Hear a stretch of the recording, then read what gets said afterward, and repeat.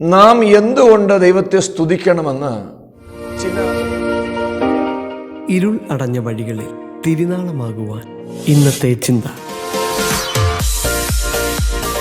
Praise the Lord. വളരെ അനുഗ്രഹിക്കപ്പെട്ട നല്ല നിമിഷത്തിനായി കർത്താവിനെ സ്തുതിക്കുന്നു, സ്തോത്രം ചെയ്യുന്നു. ഇന്നത്തെ ലഘുചിന്തയ്ക്കായിട്ട് ലഭിച്ചിരിക്കുന്ന വേദഭാഗം സങ്കീർത്തനങ്ങൾ 117 വേദപുസ്തകത്തിലെ തന്നെ ഏറ്റവും വലിയ അധ്യായവും അതുപോലെ ഏറ്റവും ചെറിയ അധ്യായവും നിലകൊള്ളുന്നത് സങ്കീർത്തനങ്ങളിലാണ്.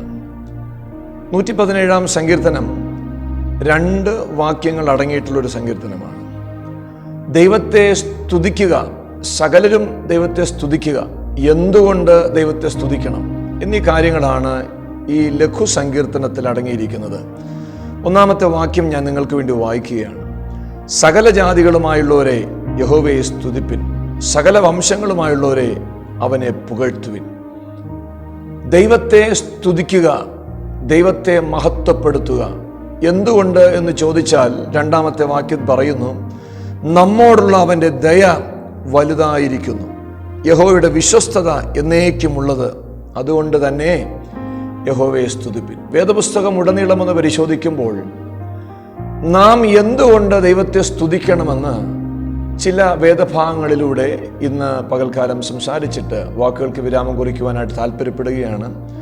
പ്രാരംഭമായിട്ട് യോഹന്നാൻ സുവിശേഷം 1-ാം അധ്യായം അതിൻ്റെ 3-ാം വാക്യത്തിൽ പ്രകാരം പറയുന്നുണ്ട്, സകലവും അവൻ മുഖാന്തരം ഉളവായതൊന്നും അവനെ കൂടാതെ ഉളവായതല്ല, അതുകൊണ്ട് നാം ദൈവത്തെ സ്തുതിക്കണം. ഈ ഭൂമിയും അതിൻ്റെ പൂർണ്ണതയും സകല ചരാചരങ്ങളും സൃഷ്ടിക്കപ്പെട്ടിരിക്കുന്നത് ദൈവത്തിൻ്റെ കരവിരുതിനാലാണ്.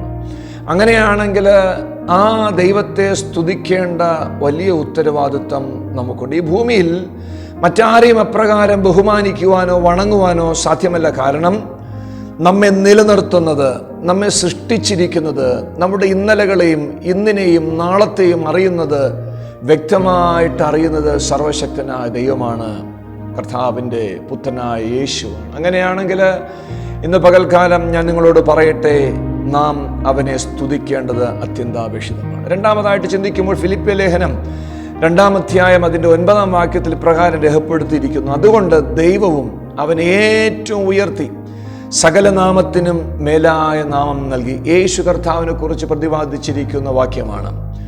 സർവശക്തനായ ദൈവത്തിൻ്റെ പുത്രനായ ക്രിസ്തു തന്നെത്താൻ താഴ്ത്തി നമുക്ക് വേണ്ടി സകലതുമായി ഏൽപ്പിച്ച് തന്നതുകൊണ്ട് പൗലോസ് അപ്പോസ്തലൻ പറയുകയാണ്, ദൈവം അവനെ ഏറ്റവും ഉയർത്തി സകല നാമത്തിനും മേലായ നാമം നൽകി. സകല നാമത്തിന് മേലായ നാമം നൽകി കർത്താവ് അവനെ ഏറ്റവും ഉയർത്തിയത് കൊണ്ട് തീർച്ചയായിട്ടും നാം ദൈവത്തെ സ്തുതിക്കണം. അവൻ സ്തുതിക്ക് യോഗ്യനാണ്. 3-ാമത് നമുക്ക് ചിന്തിക്കാം സങ്കീർത്തനങ്ങളുടെ പുസ്തകം തന്നെ 95-ാം സങ്കീർത്തനം അതിൻ്റെ 5-ാം വാക്യപ്രകാരം പറയുന്നു, യഹോവ മഹാദൈവമല്ലോ, അവൻ സകല ദേവന്മാർക്കുമീതെ മഹാരാജാവ് തന്നെ. ശ്രദ്ധിക്കണമേ, നാം പഠിച്ചു വന്നത് 1, സകലതും അവൻ മുഖാന്തരം ഉളവായതുകൊണ്ട് അവനെ സ്തുതിക്കണം. 2, ദൈവം യേശുവിനെ ഏറ്റവും ഉയർത്തിയത് കൊണ്ട് നമ്മൾ അവനെ സ്തുതിക്കണം, ദൈവത്തെ സ്തുതിക്കണം, പുത്രനെ സ്തുതിക്കണം, പരിശുദ്ധാത്മാവിനെ സ്തുതിക്കണം. 3-ാമതായിട്ട് ദൈവത്തെക്കുറിച്ച് പറയുകയാണ്, അവൻ മഹാദൈവമാണ്. നമ്മൾ ആരാധിക്കുന്ന ദൈവം ത്രിയേക ദൈവമാണ്. ആയതുകൊണ്ട് തന്നെ പിതാവ്, പുത്രൻ, പരിശുദ്ധാത്മാവ് എന്നീ പറയുന്ന ത്രിയേക ദൈവത്തെ മഹാദൈവമായി കണ്ടുകൊണ്ട് സകല ദേവന്മാർക്ക് ഉന്നതനായതുകൊണ്ട് അവനെ സ്തുതിക്കണം എന്ന് തിരുവചനം സ്പഷ്ടമായിട്ട് നമ്മെ പഠിപ്പിക്കുകയാണ്. മറ്റൊരു ഭാഗം ശ്രദ്ധിക്കാം, അതിപ്രകാരമാണ്, ദൈവം നമ്മുടെ സകല പാപങ്ങളും പോക്കി നമ്മെ ശുദ്ധീകരിച്ചതുകൊണ്ട് അവൻ സ്തുതിക്ക് യോഗ്യനാണ്. നമ്മൾ അവനെ സ്തുതിക്കേണ്ടത് ആവശ്യമാണ്. 1 യോഹന്നാന്റെ ലേഖനം 1-ാം അധ്യായം 7-ാം വാക്യത്തിൽ പ്രകാരം വായിക്കുന്നു, അവൻ്റെ പുത്രനായ യേശുവിൻ്റെ രക്തം സകല പാപവും പോക്കി നമ്മെ ശുദ്ധീകരിക്കുന്നു. സകല പാപവും പോക്കി ഒരുവനെ ശുദ്ധീകരിപ്പാൻ ഒരുവന് കഴിയുന്നുവെങ്കിൽ അവൻ സ്തുതിക്ക് യോഗ്യനാണ്. ആമേൻ, ഹല്ലേലൂയ. ദൈവത്തിൻ്റെ തിരുവചനത്തിൽ സ്പഷ്ടമായിട്ട് പറയുന്ന വാക്കാണ്, മനുഷ്യരാശിയുടെ സകല പാപങ്ങൾക്കും പരിഹാരമായിട്ട് യേശു കർത്താവ് ഭൂമിയിലേക്ക് വന്നു, മരിച്ചു, അടക്കപ്പെട്ട് 3-ാം നാൾ ഉയർത്തെഴുന്നേറ്റു. എന്നെ കേട്ടുകൊണ്ടിരിക്കുന്ന പ്രിയ ദൈവജനങ്ങളെ, അക്രൈസ്തവരായിട്ടുള്ള പ്രിയപ്പെട്ടവരെ, സകല പാപത്തിനും പരിഹാരം നൽകുവാനായിട്ട് ഒരു വ്യക്തിക്ക് മാത്രമേ കഴിഞ്ഞിട്ടുള്ളൂ. അങ്ങനെ നമ്മുടെ പാപങ്ങൾക്കും പരിഹാരം അവൻ നൽകി തന്നതുകൊണ്ട് നാം നിത്യജീവനാർഹരായിട്ട് തീർന്നിരിക്കുകയാണ്.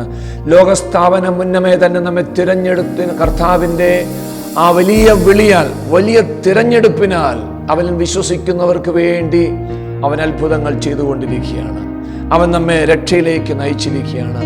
അവൻ നമ്മെ വിശ്വസ്തരായിട്ട് എണ്ണുവാൻ വേണ്ടി ആഗ്രഹിക്കുകയാണ്. അഞ്ചാമതായിട്ട് പറയുന്നു, വെളിപ്പാട് പുസ്തകം 15-ാം അധ്യായം അതിൻ്റെ 4-ാം വാക്യം, കർത്താവേ, ആർ നിന്റെ നാമത്തെ ഭയപ്പെടാതെയും മഹത്വപ്പെടുത്താതെയും ഇരിക്കും? നീയല്ലോ ഏകപരിശുദ്ധൻ.